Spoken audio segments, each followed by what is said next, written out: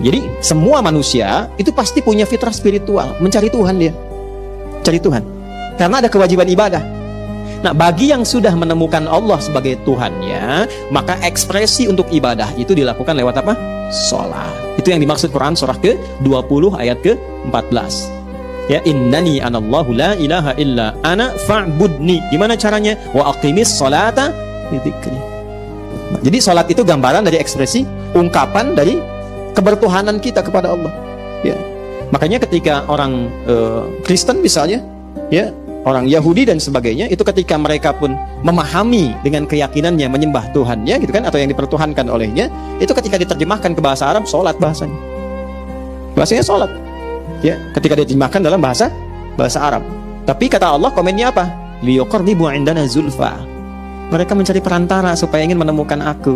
Maka disitulah tugas kita kemudian untuk menampakkan risalah keislaman supaya diketahui bahwa oh ini hidayah yang sesungguhnya.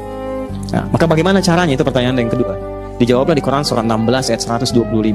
Ud'u ila sabili rabbika bil hikmah wal mau'izatil hasanah wajadilhum billati hiya ahsan. Ternyata bukan ceramah. Kan? Bukan ceramah. Dan belum tentu mau ikut. Ya, orang non muslim belum tentu mau ikut ceramah saya. Zikir bersama Ustaz Adi Hidayat. Apa belum tentu non muslim mau ikut. Itu pengajian. Tapi mereka akan mau menyimak. Ya kan? Dan mereka mau kemudian punya keinginan untuk mendekat ketika yang pertama itu hadir. Apa itu? Hikmah. Apa itu hikmah yang dimaksudkan dalam Al-Quran? Quran surah ke-2 Al-Baqarah ayat 151. Kama arsalna fikum rasulan minkum yatslu alaikum ayatina wa yuzakkikum wa yu'allimukumul kitaba wal hikmah. Hikmah itu kesesuaian, konsistensi antara ucapan, keyakinan dengan perilaku. Maka mereka akan lihat perilaku kita.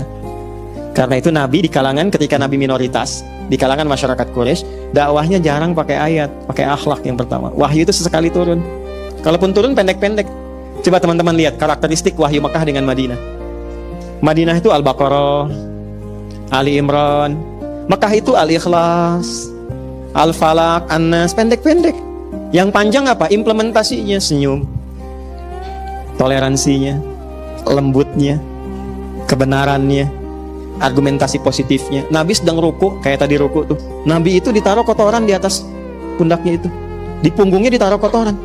Tapi saya belum pernah baca satupun kisah dari sejarah Nabi itu sampai marah misalnya. Tidak. Karena Nabi meresponnya proporsional. Dia naruh itu bukan karena dendam dan benci Nabi, bukan. Karena tidak tahu tentang sholatnya Nabi. Nah, orang yang belum tahu itu bukan dia